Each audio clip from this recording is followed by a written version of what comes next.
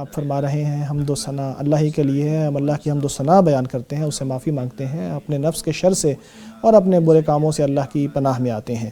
جسے اللہ ہدایت عطا فرما دے اسے کوئی گمراہ نہیں کر سکتا، اور جسے وہ گمراہ کر دے اسے کوئی ہدایت نہیں دے سکتا۔ میں گواہی دیتا ہوں کہ اللہ کے سوا کوئی الہ نہیں ہے، وہ وحدہ لا شریک ہے۔ میں یہ بھی گواہی دیتا ہوں کہ محمد صلی اللہ علیہ وسلم اللہ کے بندے اور رسول ہیں۔ اللہ کی رحمتیں اور برکتیں ہوں آپ صلی اللہ علیہ وسلم پر، آپ صلی اللہ علیہ وسلم کے اہل بیت پر، صحابہ کرام پر، اور بہت ساری سلامتیاں بھی ان کے اوپر نازل ہوں۔ اس کے بعد میں کہوں گا کہ اے اللہ کے بندو، اللہ سے یوں ڈرو جیسے اس سے ڈرنے کا حق ہے۔ اللہ کو یاد رکھو اپنے چھپے کاموں میں بھی اور اپنے رازوں میں بھی۔ اے مسلمانوں، دین اسلام ایسا عظیم دین ہے جو ایسے عظیم ارکان پر قائم ہے کہ جس میں فرائض بھی ہیں اور اس کے بعد پھر مستحب چیزیں بھی آتی ہیں۔ اللہ تبارک و تعالیٰ کے محبوب ترین عمل وہ ہیں جو فرض ہیں۔ حدیث قدسی میں اللہ تبارک و تعالیٰ کا فرمان ہے، میرا بندہ جن اعمال کے ذریعے میرا قرب حاصل کرتا ہے ان میں اس سے بہتر کوئی عمل نہیں ہو سکتا جو میں نے اس پر فرض کیا ہے۔ اسے امام بخاری نے روایت کیا ہے۔ فرائض میں سب سے بڑا فریضہ اور اللہ تبارک و تعالیٰ کے ہاں سب سے عظیم فریضہ 5 ارکان ہیں۔ ان میں کچھ ایسے ہیں جو انسان کے ساتھ دن اور رات ہر وقت موجود ہوتے ہیں، جیسا کہ شہادہ ہے، اللہ تبارک و تعالیٰ کے حوالے سے یہ گواہی دینا ہے کہ وحدہ لا شریک ہے، اور ان میں کچھ ایسے ہیں جو دن میں کئی مرتبہ آتے ہیں، اور ان میں کچھ ایسے ہیں جو سال میں 1 مرتبہ آتے ہیں۔ رمضان کا روزہ ہر سال 1 مرتبہ آتا ہے۔ نبی اکرم صلی اللہ علیہ وسلم جب رمضان آتا تھا تو صحابہ کرام کو اس کی خوشخبری دیتے تھے، فرماتے تھے رمضان مبارک کا مہینہ آ گیا ہے، یہ برکت والا مہینہ ہے، اس میں اللہ تبارک و تعالیٰ نے روزے فرض کیے ہیں، اس میں جنت کے دروازے کھول دیے جاتے ہیں، آسمان کے دروازے کھول دیے جاتے ہیں، اور جہنم کے دروازے بند کر دیے جاتے ہیں، اور سرکش شیطانوں کو باندھ دیا جاتا ہے۔ اللہ تبارک و تعالیٰ نے اس میں ایک ایسی رات رکھی ہے جو 1000 مہینے سے بہتر ہے، جو اس کی خیر سے محروم رہ جائے تو وہی حقیقی محروم ہے، اسے امام نسائی نے روایت کیا ہے۔ رمضان کا مہینہ ایسا مہمان ہے جو بہت اچھا اور بابرکت ہے، اس کو خوشی کے ذریعے اور ایسے انداز میں استقبال اس کا کرنا چاہیے کہ انسان کے اندر مسرت موجود ہو۔ اس کے شروع میں اللہ تبارک و تعالیٰ نے بہت برکتیں رکھی ہیں، جیسے یہ شروع ہو جاتا ہے تو اس میں برکتیں آ جاتی ہیں، اور اس سے پہلے شعبان ہے۔ نبی اکرم صلی اللہ علیہ وسلم رمضان المبارک کی تیاری شعبان میں شروع کر دیا کرتے تھے۔ سیدہ عائشہ رضی اللہ تعالیٰ عنہ بیان کرتی ہیں کہ میں نے آپ صلی اللہ علیہ وسلم کو شعبان کے مہینے سے زیادہ روزے رکھتے ہوئے کبھی نہیں دیکھا۔ یہ حدیث متفق علیہ ہے۔ یہ ایسا مہینہ ہے جو بڑی جلد چلا بھی جاتا ہے، بہت جلد چلا بھی جاتا ہے، چند گنے چنے دن ہیں۔ جو ہمتوں والے ہیں ان کو چاہیے کہ اللہ تبارک و تعالیٰ کی رحمتوں کے جھونکوں کو حاصل کرنے کی کوشش کریں، اس میں سب سے اچھی عبادتیں کرنے کی کوشش کریں، اور اللہ تبارک و تعالیٰ کی توحید کو صحیح معنوں میں اپنانے کی کوشش کریں۔ اس کے ذریعے اللہ تعالیٰ کے ہاں عبادتیں قبول ہوتی ہیں اور بندے کو عبادت کی مٹھاس اور لذت محسوس ہوتی ہے۔ اللہ تبارک و تعالیٰ فرماتا ہے کہ میں ہی اللہ ہوں، میرے علاوہ کوئی الہ نہیں ہے، میرے لیے ہی نماز پڑھو اور میرا ذکر کرو۔ اعمال کی بنیاد اللہ تبارک و تعالیٰ کے لیے اخلاص کو اختیار کرنا ہے۔ اللہ تبارک و تعالیٰ اس حوالے سے نبی اکرم صلی اللہ علیہ وسلم کو مخاطب کر کے فرماتا ہے، مجھے یہ حکم دیا گیا ہے کہ میں اخلاص کے ساتھ اللہ تبارک و تعالیٰ کی عبادت کروں۔ روزوں کے ذریعے اللہ تبارک و تعالیٰ گناہ معاف کرتا ہے، لیکن اس کی شرط یہ ہے کہ انسان کی نیت یہ ہو کہ مجھے اللہ سے اجر ملے۔ آپ صلی اللہ علیہ وسلم کا فرمان ہے، جو رمضان کے روزے رکھے ایمان کے ساتھ اور اجر کی نیت سے، اس کے پچھلے گناہ معاف ہو جاتے ہیں۔ رمضان المبارک میں جو رات کی نماز ہے اس کی قبولیت بھی اسی پر منحصر ہے کہ انسان اللہ سے اجر کی نیت سے یہ کام کرے۔ آپ صلی اللہ علیہ وسلم کا فرمان ہے، جو رمضان کی راتوں میں عبادت کرتا ہے ایمان کے ساتھ اور اجر کی نیت سے، اس کے گناہ معاف ہو جاتے ہیں جتنے گزشتہ ہوں۔ جب نیت درست ہو اور مضبوط ہو تو اجر اور بڑھ جاتا ہے، بلکہ کئی گنا ہو جاتا ہے۔ اللہ تبارک و تعالیٰ کا فرمان ہے، ان لوگوں کی مثال جو اللہ کی راہ میں اپنا مال خرچ کرتے ہیں، اس درخت کی مثال ہے کہ جس میں ایک دانہ ہوتا ہے، اور اس سے پھر جب درخت نکلتا ہے تو اس کی 7 شاخیں نکلتی ہیں، ہر شاخ کے اندر 100 دانہ ہوتا ہے۔ ابن کثیر علیہ رحمۃ اللہ اس حوالے سے بیان کرتے ہیں، اللہ تبارک و تعالیٰ انسان کی اخلاص کے مطابق اس کے اجر کو مزید بھی بڑھا دیتا ہے۔ اللہ تبارک و تعالیٰ نے روزے کو اپنی طرف منسوب کیا ہے اور لوگوں کو یہ وعدہ کیا ہے کہ وہ ان کو خود جزا دے گا۔ اور وہ کریم جب یہ کہے کہ میں خود عطا کروں گا تو پھر یہ نہ پوچھو کہ عطا کتنی ہوگی، پھر وہ عطا بے حساب ہوگی۔ اللہ تبارک و تعالیٰ کا فرمان ہے حدیث قدسی میں، اے انسان کا ہر عمل اسی کے لیے ہے سوائے روزے کے، میں اس کی جزا دیتا ہوں، وہ میرے لیے ہی ہے۔ ابن حجر علیہ رحمۃ اللہ اس حوالے سے بیان کرتے ہیں، اہل علم اس بات پر متفق ہیں کہ اس حدیث سے مراد وہ روزہ ہے کہ جس کا روزہ فعل و عمل میں گناہوں سے پاک ہو، وہ مہینہ جو سارے مہینوں کا سردار ہے، جس میں نیکیاں کی جاتی ہیں، جس میں قرآن کریم نازل کیا گیا ہے، جس کی بہترین اور افضل ترین رات میں قرآن کریم نازل کیا گیا ہے، اور جس میں نبی اکرم صلی اللہ علیہ وسلم جبریل کے ساتھ قرآن کریم کا دور کیا کرتے تھے۔ سلف صالحین کا رویہ بھی یہ تھا کہ جب رمضان آ جاتا تھا تو وہ حدیث کے دروس اور فقہ کے دروس چھوڑ دیتے تھے اور قرآن کریم کی طرف رخ کر لیتے تھے۔ قتادہ علیہ رحمۃ اللہ کے حوالے سے مروی ہے کہ وہ ہر 3 راتوں میں قرآن کریم کو ختم کیا کرتے تھے۔ جب آخری عشرہ شروع ہوتا تو ہر رات میں پورا قرآن پڑھا کرتے تھے۔ تو اس مہینے میں کثرت سے اپنے رب کی کتاب کی تلاوت کیا کرو، دن میں بھی اور رات میں بھی، اسی کے ذریعے دلوں کو سکون نصیب ہوتا ہے۔ نمازوں میں فرض کے بعد رات کی نماز سب سے افضل ہے، اور اگر لوگ رمضان المبارک میں جمع ہو جائیں تہجد کی نماز کے لیے تو یہ رمضان کے لیے خاص ہے، جیسا کہ آپ صلی اللہ علیہ وسلم کا فرمان ہے، جو امام کے ساتھ اس وقت تک نماز پڑھتا رہتا ہے جب تک وہ نماز مکمل کر کے چلا نہ جائے تو اس کے لیے رات کی عبادت لکھ دی جاتی ہے۔ لوگ تو اللہ تبارک و تعالیٰ سے لمحہ بھر بھی بے نیاز نہیں ہو سکتے، کسی وقت بھی وہ اللہ سے بے نیاز نہیں ہو سکتے۔ روزے دار وہ شخص ہے کہ جس کی دعا رد نہیں ہوتی، تو اللہ سے جو چاہو مانگتے رہو، کیونکہ دینے والا بڑا کریم ہے۔ نبی اکرم صلی اللہ علیہ وسلم کا فرمان ہے، زمین پر جو مسلمان بھی اللہ تبارک و تعالیٰ سے کوئی دعا کرتا ہے، اللہ تبارک و تعالیٰ یا تو اس کی دعا قبول کرتا ہے یا دعا کے مطابق اتنی گناہوں سے یا اتنی برائیوں سے اس کو بچا لیتا ہے، لیکن شرط یہ ہے کہ وہ گناہ کی دعا نہ کرے۔ ایک شخص نے کہا، اے اللہ کے رسول پھر ہم زیادہ دعائیں کریں؟ آپ صلی اللہ علیہ وسلم نے فرمایا، اللہ اور بھی زیادہ عطا فرمانے والا ہے، انسان کی دعا کی بنسبت اللہ زیادہ عطا فرماتا ہے۔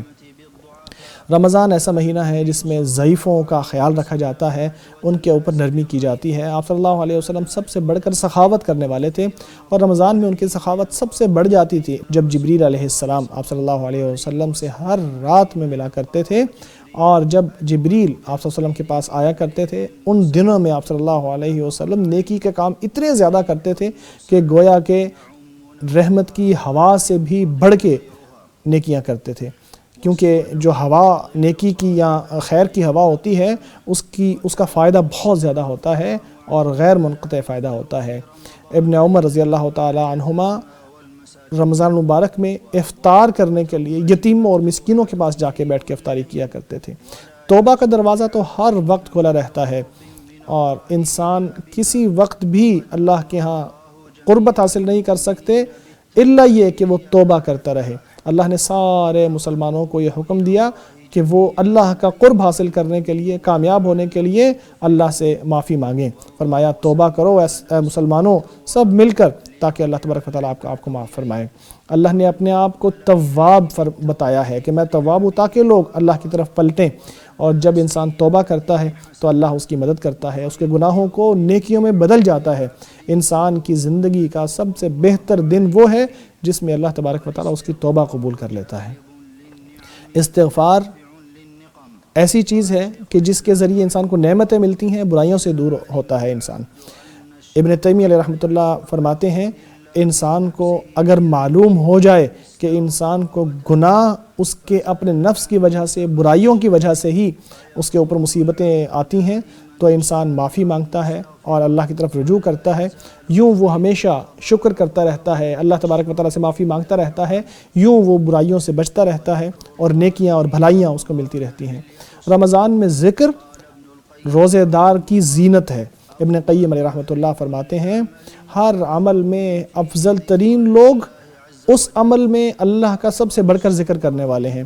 سب سے بہتر روزے دار سب سے زیادہ روزے کے دوران سب سے زیادہ ذکر کرنے والے ہیں۔ اگر انسان کا دل برائیوں سے اور گناہوں سے پاک ہو تو اس سے روزہ پاک ہو جاتا ہے۔ اللہ کا فرمان ہے قیامت کے دن کوئی مال کوئی اولاد کام نہیں آئے گی، کام کیا آئے گا؟ وہ دل جو سلامت ہو، جو پاک ہو، اور اللہ کے سامنے انسان وہ لے کے پیش ہو جائے۔ اہل علم کہا کرتے تھے کہ جن لوگوں نے دین میں بلندی حاصل کی ہیں وہ بہت زیادہ روزے رکھنے یا بہت زیادہ عبادتیں کرنے سے انہوں نے حاصل نہیں کی بلندی، بلکہ دلوں کو پاکیزہ کرنے سے انہوں نے یہ بلندی حاصل کی ہے۔ اس لیے روزے کے دوران انسان کو چاہیے کہ ان ساری برائیوں سے بچے، جیسے غیبت سے، جیسے حسد سے، جیسے بد نظری سے، ان ساری چیزوں سے بچنا چاہیے۔ رمضان میں سکینت اور وقار اختیار کرنا چاہیے۔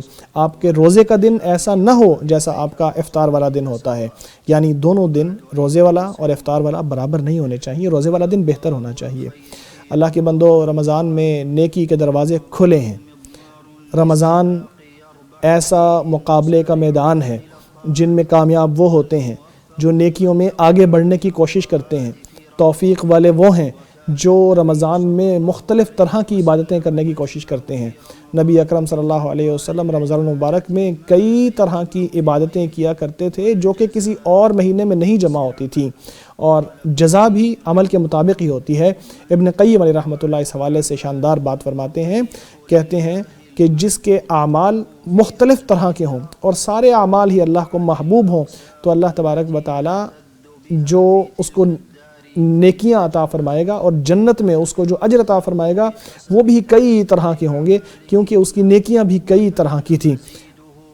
اور پھر مزید جو اس کو نعمتیں ملیں گی وہ اس کو وہاں پہ لذت ملے گی، خوشی ملے گی، اس کو جتنے متنوع اعمال دنیا میں کرتا تھا اسی کے مطابق اس کو وہاں پہ مزہ اور خوشی ملے گی۔ سستی سے بچو، کاہلی سے بچو، کیونکہ یہ تو دن بڑے گنے چنے ہیں، تھوڑے سے دن ہوں گے جو بڑی جلدی سے گزر جائیں گے۔ کامیاب وہ شخص ہے، قابل مبارکباد شخص وہ ہے کہ جو اس کو پالے، اور بشارت اس کے لیے ہے کہ جو اس میں روزے رکھے، قیام کرے اور بہت سی نیکیاں کرے۔ میں اللہ کی پناہ چاہتا ہوں شیطان مردود سے۔ اے لوگوں جو ایمان لائے ہو، تم پر روزے فرض کر دیے گئے ہیں جیسے تم سے پہلے لوگوں پر فرض کیے گئے تھے، تاکہ تمہارے اندر تقوی کی روش پیدا ہو جائے۔